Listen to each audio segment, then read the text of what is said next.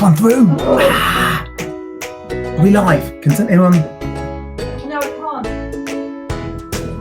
Message me, tell me we're live. Bye. Mess this up. Exciting. He's going to join us.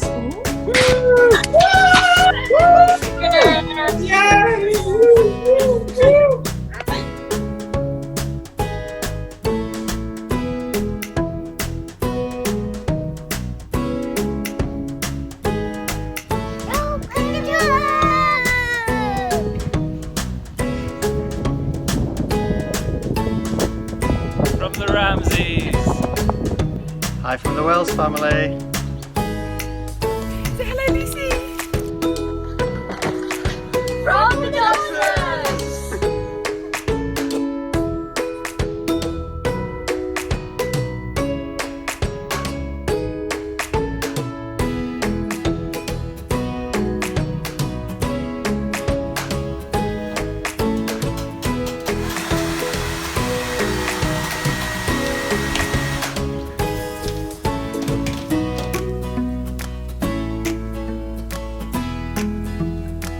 Good. Sound. Excellent. Excellent. No, I'm muted on there. That's good too. And it's like, there's no sound, there's no sound. No, it's because you've muted me on that laptop so that I can work on this laptop. Come and say hello. Many screens. Too much. Good I'm on evening. technical support this evening.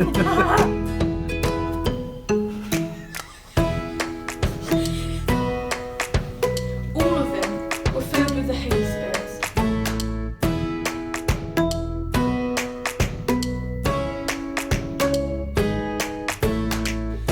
Even on my servants, both men and women, I will pour out my spirit in those days, and they will prophesy.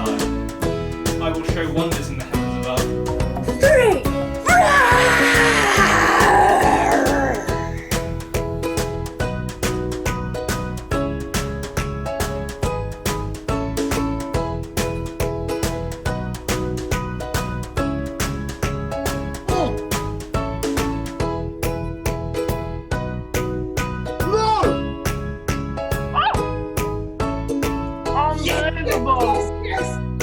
Hello, Amy.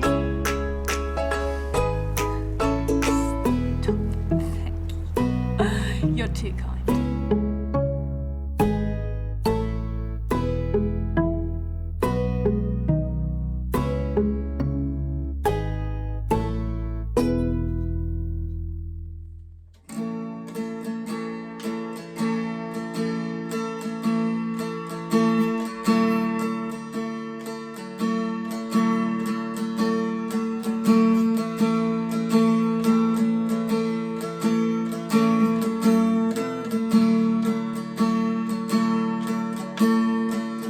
Let praise be a weapon that silences the enemy. Let praise be a weapon that conquers all anxiety. Let it rise. Let praise arise. We sing your name in the dark and it changes everything. We sing with all we are and we claim your victory. Let it rise. Let praise arise. We'll see you break down every wall. We'll watch the giants fall. The fear cannot survive when we praise you.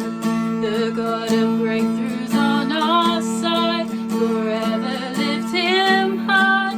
With all creation cry, God, we praise you. Oh, we praise you.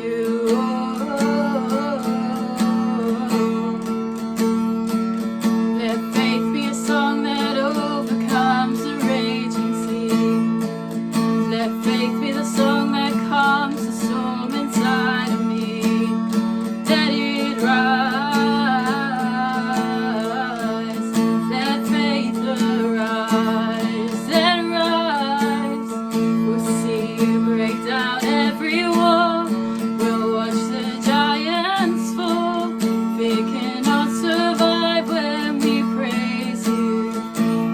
God of breakthroughs on our side. Forever lift him high. With all creation cry, God, we praise you. We'll see you break down every wall.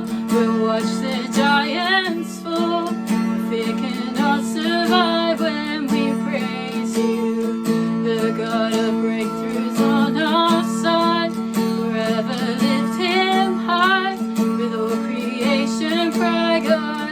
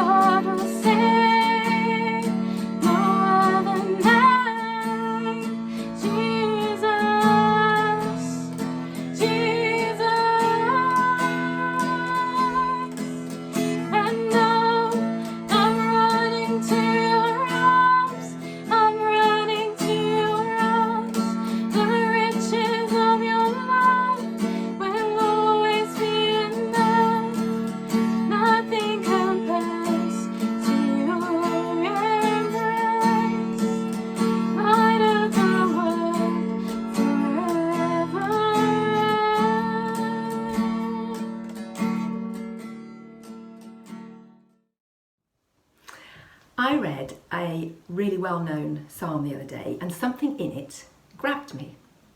It was Psalm 51, and in the middle it says, "Create in me a clean heart, O God, and renew a steadfast spirit within me."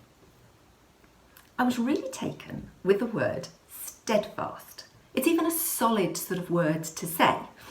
So I looked it up, and it means firm and unwavering or immovable.